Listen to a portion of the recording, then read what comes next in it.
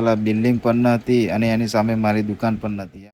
જો આજે અમારે ત્યાં કેટલો વરસાદ પડ્યો છે. વરસાદ તો સારો છે પણ પ્રોબ્લેમ પણ બહુ છે. આજે અમારે ત્યાં પ્રસંગ હતો અને અચાનક જ વરસાદ આવી ગયો. સદનસીબે પ્રસંગ પત્યા પછી વરસાદ આવ્યો. તો હવે આપણે જઈએ દુકાને. મારી દુકાનની સામે છે આ બિલ્ડિંગ. અહીંયા થોડો સમય પહેલાં બિલ્ડિંગ પણ હતી અને એની સામે મારી દુકાન પણ નથી. આ બધા ખેતર હતા ને ત્યાં પપ્પા લોકો ખેતી કરતા હતા. જો સાંજનો નજારો કેટલો મસ્ત છે. સનસેટ થઈ રહ્યો છે. આ બિલ્ડિંગ છે અને હજુ પણ ઘણા બધા ખેતરો એમને એમ પડ્યા છે. અહીંયા પણ ટૂંક જ સમયમાં કંઈક ને કંઈક બની જશે. જૂની યાદો જૂની જ રહી જશે.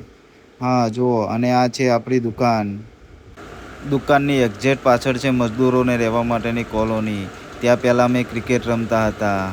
ખરેખર સમયની સાથે બધું જ બદલાઈ જાય છે. તમારે ત્યાં પણ બધું બદલાયું હોય તો કોમેન્ટમાં જરૂર જણાવજો.